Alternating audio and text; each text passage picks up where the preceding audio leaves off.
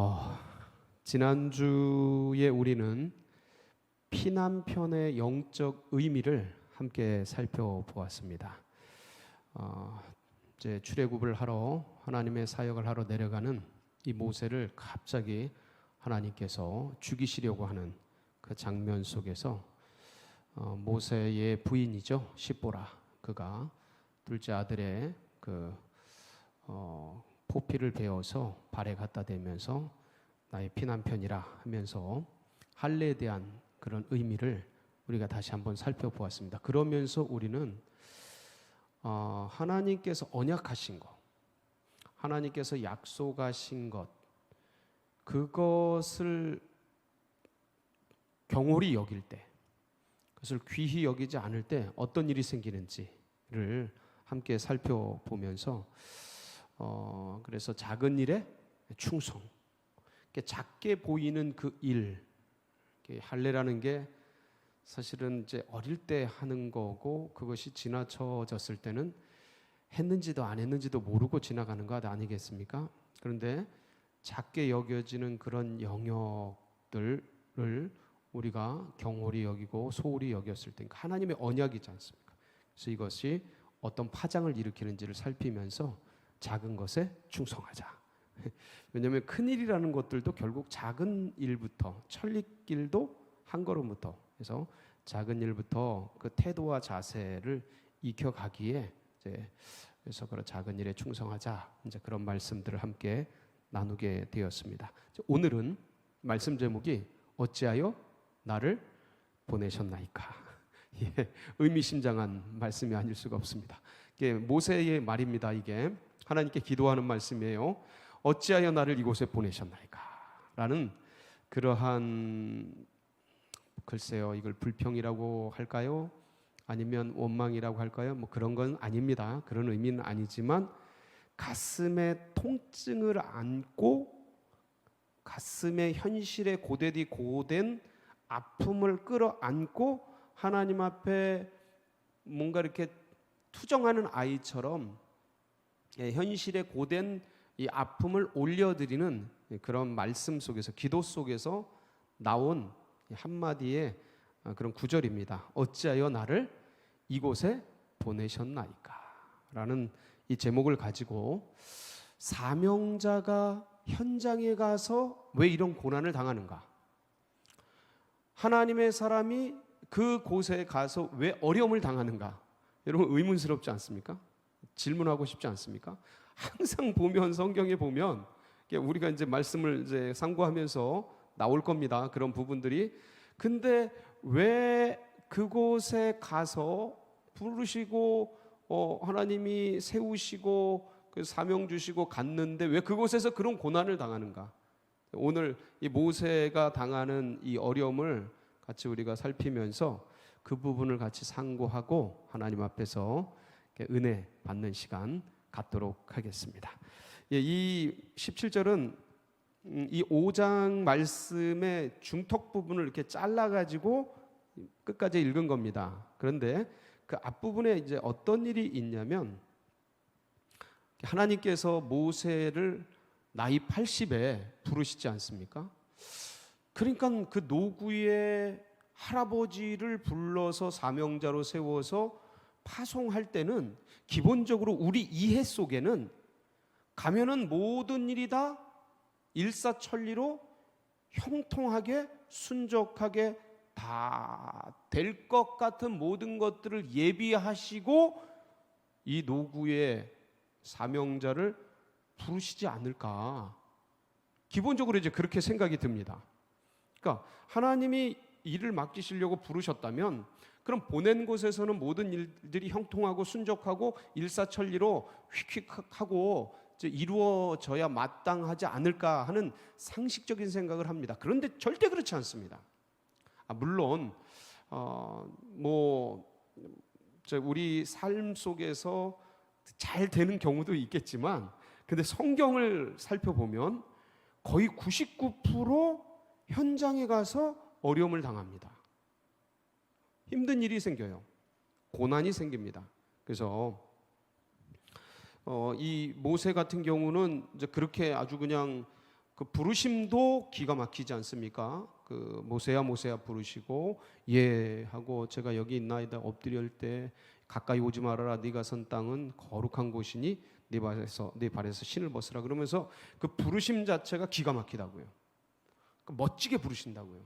그러면서 내가 너를 보내서 이스라엘 백성들을 이곳 가나안 땅 그곳으로 너를 그 이스라엘 백성들을 부르기 위해서 너를 보내리라. 구원자로 보내리라. 그때 모세가 그냥 예 알겠습니다 이렇게 따른 게 아닙니다.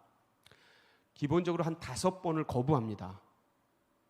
5번을 거부해요. 그래서 무슨 말씀입니까? 하나님 제가 누구이기에 그런 일을 합니까? 하고 이제 완곡한 거절을 하죠. 그런데 주님이 내가 반드시 너와 함께 하리라. 너를 보내서 이스라엘 백성들이 이곳 호렙산에서, 이게 시내산인데 이 시내산에서 제사를 드리고 이곳에서 예배를 하는 그것이 너에게 증거가 될 거다. 그러면서 막 설득을 합니다. 근데 아닙니다. 제가 이스라엘 백성들에게 가면 내가 하나님을 만났다, 하나님이 나에게 하나님이 나에게 이렇게 가라고 하셨다라고 말한다면 그들이 나에게 말하기를 그분의 이름이 뭐냐?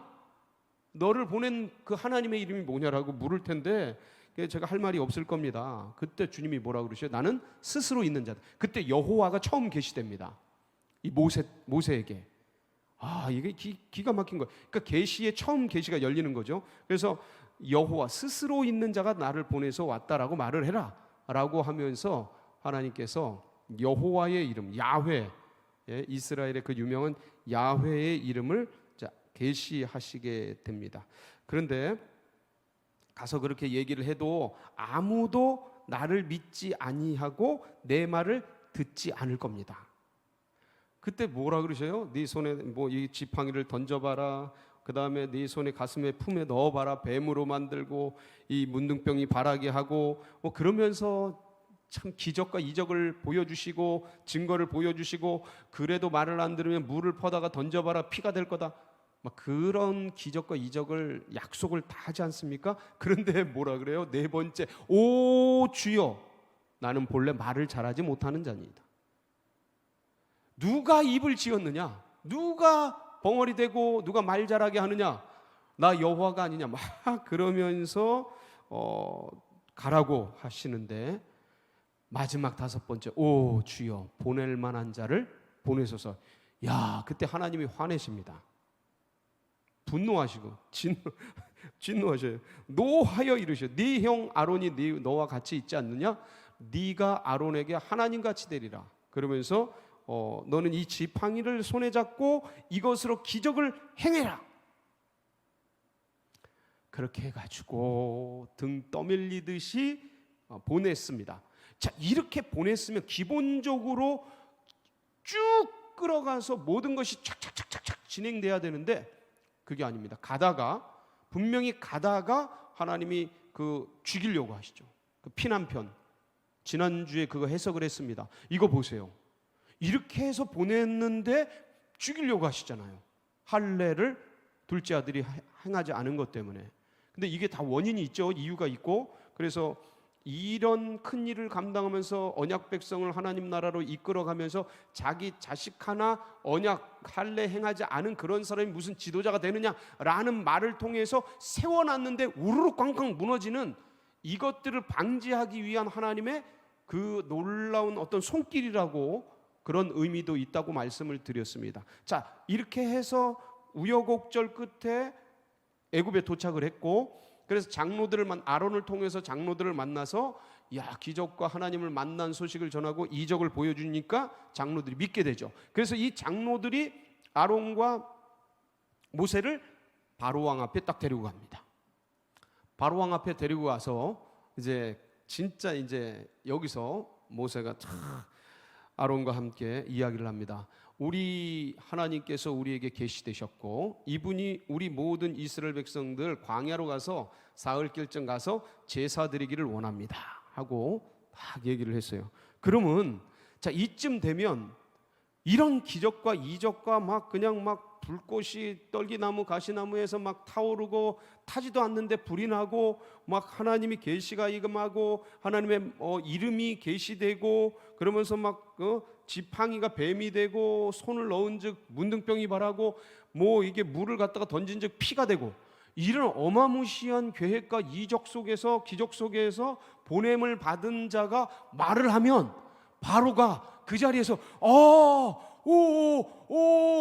이 꿈에서 아니면 뭐 그 전날 예 환상 속에서 이미 뵀습니다. 알겠습니다. 이스라엘 백성들 데리고 가서 제사 지내십시오.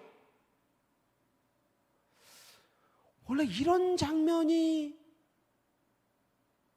이 연출이 돼야 되는데 이 상황 속에서 아마 모세도 당당하게 걸어 들어가면서 딱 그런 어떤 장면을 꿈꿨을지도 모르겠습니다. 딱 들어가면 그냥 황제가 이 애굽의 제왕이 그냥 막 정중하게 모셔드리고 오셨습니까? 기다렸습니다. 여호와께서 말씀하셨습니다. 막 이쯤 되고 막 그러면서 모세가 이스라엘 백성들 데리고 히브리 민족을 데리고 가서 사흘쯤 강악기를 가서 제사를 드리고자 합니다. 우리 하나님께서 우리에게 계시되셔서 그분을 제사 드리고자 합니다 하면 알겠습니다. 이럴 줄 알았는데 전혀 그게 아니에요. 여호와가 누구냐? 너희들이 예배 드린다고 하는 그 여호와가 누구냐? 나는 여호와를 알지 못하니 이스라엘 백성들을 보내지 아니하겠노라. 딱 그래 버려요. 그 다시 얘기합니다. 다시 모세와 아론이 다시 얘기를 해서 이스라엘 백성들을 데리고 가서 예배 드릴 수 있도록 제사 드릴 수 있도록 사흘길을 가서 그렇게 할 수 있도록 해 주십시오 하고 얘기하지만 이것들이 게으르구나. 게으르니까 이렇게 제사 드린다고 하는구나. 너희들이 여유가 있구나. 그러면서 너희들의 노역이나 해라. 그래서 쫓아버립니다. 쫓아버리고 감독들과 기록원들을 불러다가 이제부터 이스라엘 백성들에게 벽돌을 구울 때 집을 주지 말아라. 집을 공급하지 말아라. 알아서 집을 공급해서 자기들이 만들어서 집을 해서 그 벽돌 수량은 한 개도 모자람이 없이 그대로 이전과 같이 제작하도록 하여라. 만들어내도록 하여라. 이것들이 사람들이 많아지고 그러다 보니까 게으르다 아주 못돼 가지고 잘해주니까 별걸 다 생각하고 제사 드리려고 하고 아주 못돼 먹은 생각을 하는구나. 그러면서 아주 그냥 막 몰아치게 되지요. 그러니까 애굽의 감독자들이 왜 수량이 안 맞느냐? 왜냐하면 이 벽돌을 만들 때 흙으로 만드는데 여기에 집세기가 들어가야 이게 강도가 높아지는데 이게 없으니까 빨리 그걸 주스러 다니고 그러면서 노동력이 흩어지니까 이전만큼 만들지 못하니까 만들어내지 못하는 것 같고 때리는 거예요. 그래서 이스라엘 기록원들이 너무 답답해서 모여서 단체로 바로 왕에게 가서 탄원을 하는 겁니다. 지금 지금 17절 앞쪽이 탄원을 하는 장면이에요. 바로 왕이요 우리에게 왜 이러십니까? 우리는 지금 열심히 하고 있는데 집을 안 주시고 수량을 조금 더 줄여주지 않으시고 그대로 하라 그러니 이게 무슨 말씀입니까? 좀 도와주십시오 하고 탄원을 하는데 17절이 오늘 말하는 그들에게 말하는 거예요. 그 이스라엘 기록원들에게 말하는 겁니다. 같이 한번 읽어볼까요? 시작.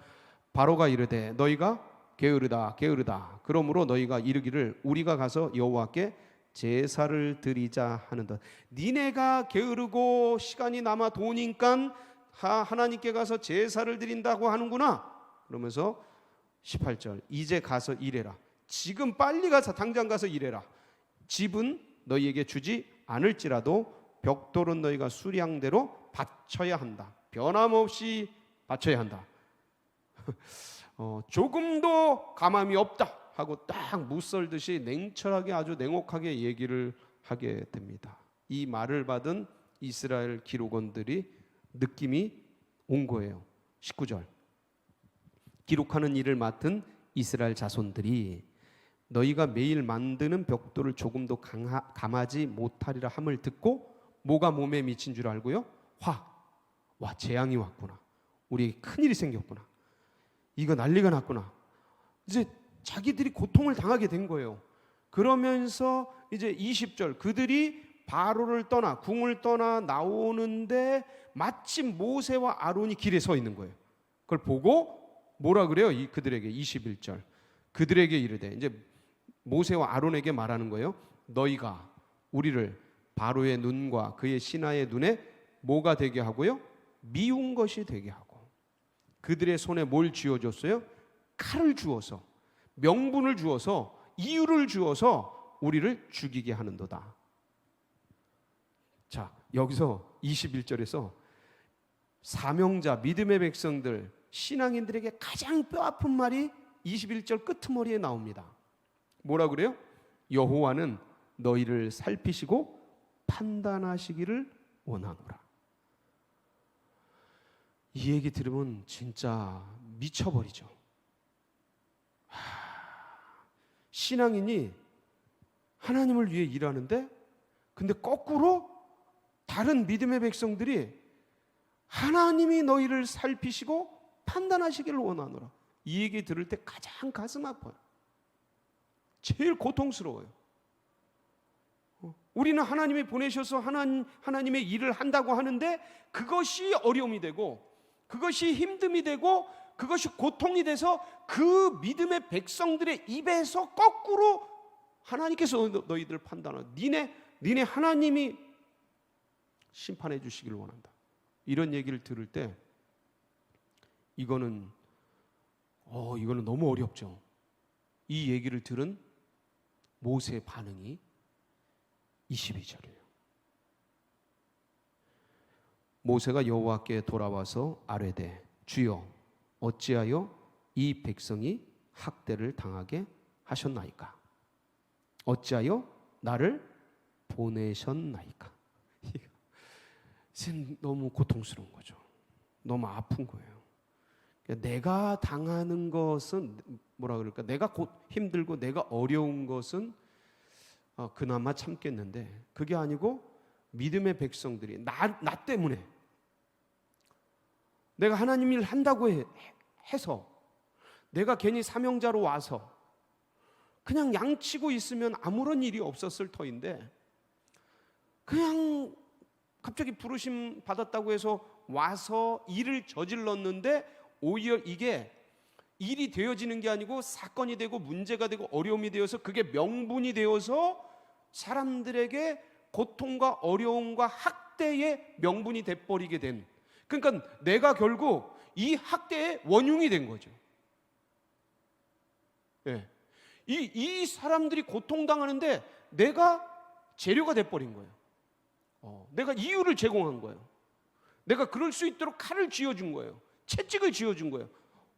그러면 이거를 당하는 입장에서는 이들이 실망하고 원망하고 뭐 이런 불평어린 말을 하는 걸 넘어서서 스스로가 너무 괴로운 거죠. 내가 이거 하려고 여기 왔나? 내가 이 짓 하려고 여기 왔나? 이런 생각, 자조적인 생각, 자학적인 생각이 그냥 끊임없이 나오는 겁니다. 별 생각이 다 나죠. 뭐 하라고 여기 왔나? 무슨 영화를 보려고 여기를 왔나? 무슨 영광을 보려고 여기를 왔나 싶은 게, 하나님 어찌해서 나를 여기 보내셨습니까? 하고 그냥 답답한 마음들이 막 쏟아져 나오게 되지요. 그러면서 이제 계속 기도를 하죠. 모세가 23절, 내가 바로에게 들어가서 주의 이름으로 말한 후부터. 언제부터요?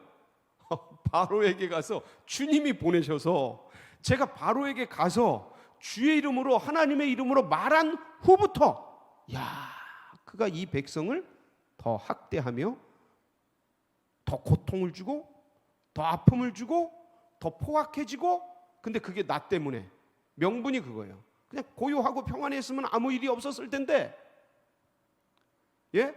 뭐 이런 하나님 제사 드린다, 이런 뭐 광야로 사흘길 가서 예배드리겠다, 이런 얘기 안 했으면 아무 일이 없었을 텐데, 괜히 그런 얘기 해가지고 지금 덧나게 해가지고 화나게 해가지고 그게 명분이 돼가지고 이스라엘 백성들 있고 고통을 당하게 되어서 학대하게 됐으니 이게 참 너무 괴롭습니다. 너무 힘듭니다. 그런데 자, 23절 끄트머리. 야, 이거 진짜 이거 이 모세의 마음이 더 학대하며 주께서도 주의 백성을 구원하지 아니하시나이다. 하나님도 아무런 반응이 없어요. 하나님도 어떤 움직이지 않으셔요. 이게 사람을 괴롭히는 거예요. 미치게 하는 겁니다. 하나님의 사람들이 하나님의 일할 때 이거 당하면 거의 많이 쓰러집니다. 많이 쓰러져요. 주님 일 한다고 하는데 옆에 사모와 옆에 아내와 아이들과 남편과 이런 사람들이 막 힘들어하고 괴로워하고 어려울 때 미치는 거죠. 예? 전도자들, 개척자들, 선교사들 애 죽어나가고 누구 때문에? 나 때문에. 내가 선교사 일한다고 해서, 내가 주님 일을 한다고 해서, 내가 교회 개척한다고 해서, 내가 전도한다고 해서 밥 굶고 병들고 죽어나가고 가난에 허덕이면서 질병 가운데 고통당하면서 뭐 다른 일 했으면 잘 먹고 잘 살 수 있을 것 같은데 괜히 그런 일 한다 그래가지고 어려움 주는 것 같고 힘든 일 하게 하는 것 같고 괜한 고생시키는 것 같고 이게 사람을 제일 괴롭히는 겁니다. 여러분, 그 내면 세계 내적 투쟁이 얼마나 심각한지 몰라요. 이런 걸 왜 허용하실까요, 주님이? 여러분, 믿음의 백성들은 이거 반드시 겪습니다. 절대로 거저, 이 고통 없이 거저 하나님 나라의 영적인 그런 어떤 것들을 얻는다? 그거 없습니다. 제가 단언합니다. 그거 없습니다. 그런 세계는 없어요. 여러분, 십자가 없이 부활 없습니다. 고난 없이 영광이 없어요. 그럼 왜 겪게 하느냐예요. 왜? 다윗도 겪었죠. 다윗 왕의 기름 부음을 받았잖아요. 10대 때 막내로 8째로. 그러고 나서 30세 왕이 될 때까지 13년 이상 쫓겨다니지 않습니까? 왜 그러는 거예요? 기름 부었으면 왕 시키면 되는데 13년간 쫓겨다녀요. 이 피나는 세월. 그러니까 요셉도 똑같죠. 17살 때. 예? 그 꿈꾸고 나서 하나님이 꿈 주신 거 아닙니까? 2번 영거포. 확실한 거죠. 영거포 주셨으니까. 근데 그 꿈꾸고 나서 아니 형들에게 죽임을 당할 뻔하다가 노예로 팔려가지고 아주 그냥 13년간 진짜 땅 밑바닥을 대굴대굴 구르지 않습니까? 그 산전수전 공중전을 다 겪는다 이런 얘기를 해요. 이럴 때 아픔의 세월을 감옥 밑바닥까지 여자 성폭행범으로 몰려가지고 감옥 밑바닥까지 가가지고 술 맡은 관원장에게 잊혀지고 그러면서 그 감옥에서 3년 세월을 보내면서 무슨 생각을 했을까? 별 생각 다 하지 않았겠습니까? 물론 믿음으로 버티죠. 참 나왔을 때 그 왕의 요셉이 그 바로 왕의 꿈을 해석하는 걸 보면 그 믿음이 있었죠. 근데 그 외로움, 인간은 감정이 있거든요. 인간은 감정이 있어요. 그러니까 그 외로움, 고독, 힘듦, 참 얼마나 그 모진 세월. 아브라함을 주님께서 갈대아 우르에서 부르셔서 홀로 있을 때 불렀다고 말씀하고 있습니다. 홀로 있을 때 부르셔가지고 하란에서 있다가 75세 때 가나안으로 보내셨는데 여러분, 하란에서도 주님께서 또 부르셔요. 그러니까 영거포 하나님이 말씀으로 분명히 부르시는데 그런 기대와 소망을 가지고 가나안의 어려움을 다 극복하고 갈대아 우르면 그 당시에 진짜 여러분 이 갈대아 우르는 최고의 문명이었습니다. 그때 당시에 아주 고대 문명 중에서 최고 찬란한 문명 갈대아 우르. 하란 엄청난 문명이에요. 그거에 비하면 가나안 땅은 시골이죠.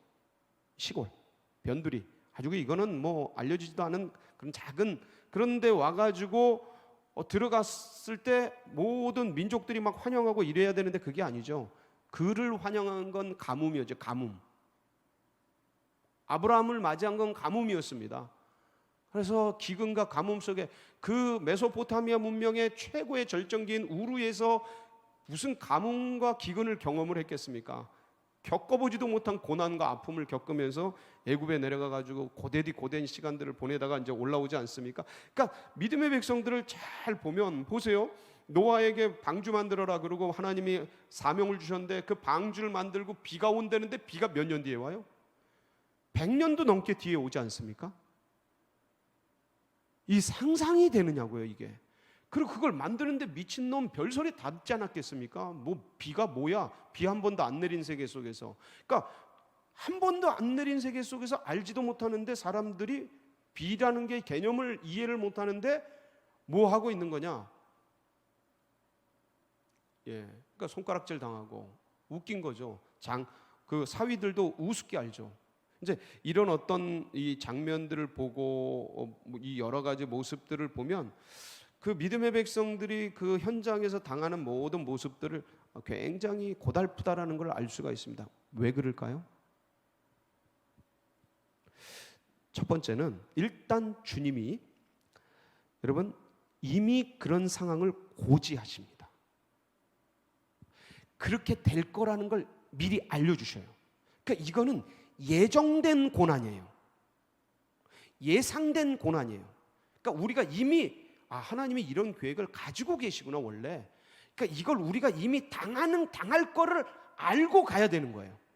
낭만적인 낙천적인 주님이 보내시니까 주님이 그 135년 전 미국에서 저 조선 땅으로 보내니까 조선 땅에 가면 호화호식하고 왕들이 어서 오십시오 맞이해주고 좋은 궁궐 같은 집에 좋은 것을 해서 선교 복음 전하게 하고 문 열어주고 그럴 것이라고 생각하는 사람이 누가 있겠습니까? 우리가 예측한 것보다 더 큰 고난일 뿐이지 고난을 예측하고 가죠. 예상하고 가죠. 그러니까 주님이 말씀을 하셔요. 이미 모세에게 뭐라고 하십니까? 출애굽기 4장 21절 23절 한번 보겠습니다. 모세가 가기 전에 이제 바로 왕 만나기 전에 주님께서 이미 말씀하시는 건데 시작. 여호와께서 모세에게 이르시되 네가 애굽으로 돌아가거든 내가 네 손에 준 이적을 바로 앞에서 다 행하라. 그러나 내가 그의 마음을 완악하게 한즉 그가 백성을 보내주지 아니하리니 너는 바로에게 이르기를 여호와의 말씀에 이스라엘은 내 아들 내 장자라. 내가 네게 이르기를 내 아들을 보내주어 나를 섬기게 하라 하여도 네가 보내주기를 거절하니 내가 네 아들 네 장자를 죽이리라 하셨다 하라 하시니라. 그러니까 이미 가면 바로가 완악하게 나올 거다. 이 바로의 완악함이 지금 나오는 거예요. 근데 이걸 당할 때 고통스럽죠. 지금 당하면서 이게 그 의미구나라는 걸 알게 될 겁니다. 모세도 그때 말씀, 왜냐면 다 잊어먹어요. 보통 사람들이 주님이 그 시시각각 말씀을 해주시는데 보통은 이게 삶이라는 게 참 그래요. 이게 믿음의 길을 걸어가면서도 그거 자꾸 있습니다. 잊어먹고 까먹고. 근데 그 고통을 당하면서 그때 말씀하셨던 게 이거구나를 그때 아는 거예요. 그 아는 것도 지혜입니다. 은혜고 모르고 또 지나갈 때가 더 많습니다. 근데 그걸 알게 되죠. 그래서 모세가 이 고통 속에서 하나님 나를 왜 여기 보내셔서 나로 하여금 이런 고난과 아픔을 당하게 합니까? 하나님 살아계신 겁니까? 하나님 어떻게 되신 겁니까? 나를 보내실 때는 언제고 지금 이런 고난과 아픔을 이 백성들에게 학대를 주시는 건 뭡니까? 라는 얘기를 막 지금 하고 있으면서 이게 기도 아닙니까? 기도를 막 하면서 하나님이 이런 말씀을 하신 거를 싹 지나가면서 보여주시고 깨닫게 해주셔요. 반드시 그렇습니다. 주님께 아픔과 고통을 내어드릴 때 그런 영적인 그런 그 때때로 있었던 일들이 막 스쳐 지나갔던 것들이 기억나거든요. 그래서 주님이 미리 말씀하신 거예요. 바로가 강팍해질 거고 그 강팍함에 여러 가지 한마디로 말씀하셨지만 이런 내용들이 포함되는 거죠. 언제까지 강팍해져요? 장자를 죽일 때까지라는 거예요. 여기 예언이 되어 있어요. 이미 장자를 죽일 때까지. 내 아들, 내 이스라엘, 내 장자를 네가 보내지 않으니 네 장자를 내가 죽일 거다. 와, 이미 다 예언이 되어 있는 거예요. 이게 그러니까 허투루 주의 말씀을 들어서는 안 되는 거예요. 그래서 이게 다 그게 이미 스케줄에 있던 거죠. 이게 그 10가지 재앙으로 나오는데 모세는 모르는 거고 그걸 삶으로 겪어내면서 아는 거죠. 자, 그러면 그 고난을 통해서 그러면 어떻게 되느냐? 여러분, 이 고난을 통해서 믿음의 백성들, 그러니까 사명자가 하나님을 알아가요. 누구를 알아간다고요? 하나님을 알아간다니까요. 그러니까 우리가 하나님을 다 아는 것 같지만, 다 믿는 것 같지만, 다 예배 드리는 것 같지만 천만의 말씀입니다. 그렇지 않아요. 알아가는 거예요. 그 경험을 통해 부딪히면서 왜 이렇게 하실까? 이해가 안 되는 현실 속에서 고민을 하면서 주님은 왜 지금 이렇게 하면 되게 편할 텐데 이렇게, 이게 전체 대제국과 역사와 섭리를 끌어가는 하나님의 섭리예요. 그러니까 우리는 그걸 다 이해해, 다 알 수가 없죠. 납득할 수가 없는 거예요. 그런데 주님은 그걸 다 고려하면서 가시니까 이런 일들이 생기는 거예요. 그러면서 그 현장에서 고난을 당하면서 하나님을 알아가요. 자, 하나님을 알아가면서 뭐가 생겨요? 내가 그에 걸맞는 현장을 이해하는 거예요. 이거 중요합니다. 현장을 이해하는 거예요. 지금 모세는 40년 동안 떠났다가 돌아와서 지금 세대도 다 바뀌었을 거고, 사람들도 다 바뀌었을 거고, 왕도 바뀌었을 거고, 누구도 현실도 여러분 40년 전 그때랑 지금이랑 어떻습니까? 우리가 사는 동네, 우리가 사는 사람들 생각을 해보십시오. 40년 만에 고향에 돌아간다. 어떨 것 같습니까? 저는 10년 만에 고향에 돌아가도 고향이 다 뒤집어졌어요. 없어졌어요, 제 고향이. 전부 아파트로 바뀌어버리고. 그러니까 40년, 그러니까 싹 바뀐 거예요. 그러니까 현실을 알아가고 현장을 배워가. 누가요? 본인이. 내가 다 아는 것 같고 내가 다 이해하는 것 같고 절대 그렇지 않습니다. 여기 왔어요. 여기 현장을 이해하는데 그게 고통입니다. 그게 아픔이고 그게 힘듦입니다. 여러분이 어딘가로 파송돼서 거기 가서 그 현장을 이해하는데 그게 힘든 거예요.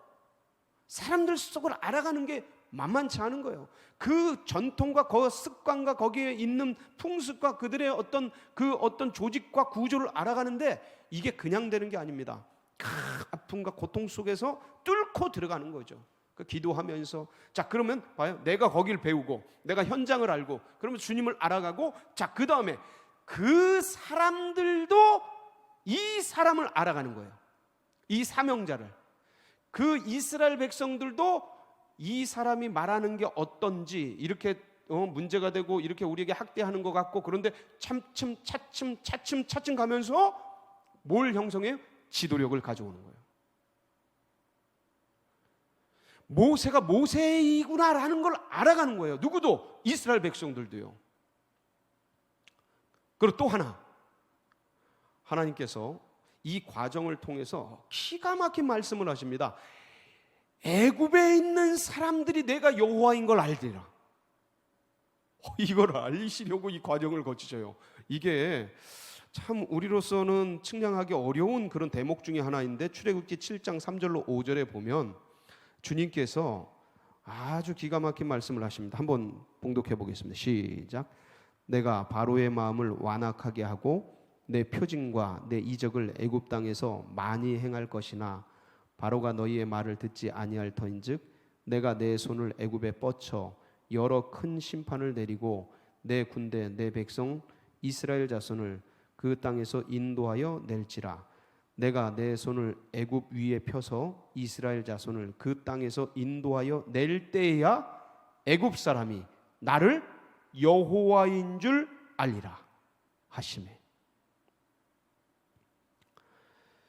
그러니까 우리가 당하는 이 고난 속에서 이 놀라운 역사가 펼쳐지는 거예요.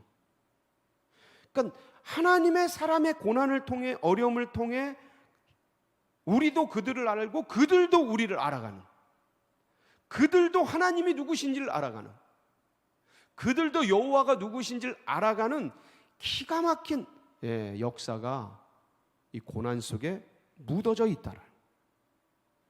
그 사랑하는 성도님들, 우리가 어디 기업에서 어느 장소에 가서 처음에 가면 항상 어려움이 따라옵니다. 그냥 편안하게 일사천리 뭐가 다 된다, 그건 진짜 큰 은혜고 축복이죠. 감사할 것이죠. 대부분은 거기 가면 낯설고 어렵고 그렇습니다. 근데 그게 일사천리로 된다? 언감생심 쉽지 않습니다. 그래서 이런 하나님의 사람들의 고난을 통해 그 역사가 이루어져 간다는 걸, 이거를 미리 예측을 하고 그러고 들어가도 힘든 거예요. 그냥 들어가면 뭐 말할 수 없는 어려움 속에 빠지고. 그래서 어찌하여 나를 보내셨나이까 외치는 모세가 결국은 10가지 재앙을 통해 이스라엘 백성들을 끌어가는 놀라운 신앙으로 자라나지 않습니까? 사랑하는 성도 여러분, 모두가 이런 믿음으로 성장하시고 놀라운 역사를 경험하시기를 주의 이름으로 축원합니다. 같이 기도하시겠습니다. 이런 신앙과 이런 믿음들이 다음 세대들에게도 흘러가고 새 가족들의 가슴 속에 새겨지도록 위해서 기도해 주시고, 이 나라 민족과 세계 열방 주님 앞에 돌아와야 합니다. 그래서 민족 복음화와 세계 복음화를 위해서 우리 교회가 마중물처럼 드려지고, 무엇보다도 정말 하나님의 마음을 기쁘시게 하고 주의 마음을 시원케 하는 그런 우리 교회 되어지도록, 또 여러분 각자의 기도 제목 붙들고 주여 한번 부르짖고 기도하며 나갑니다. 부르짖습니다. 주여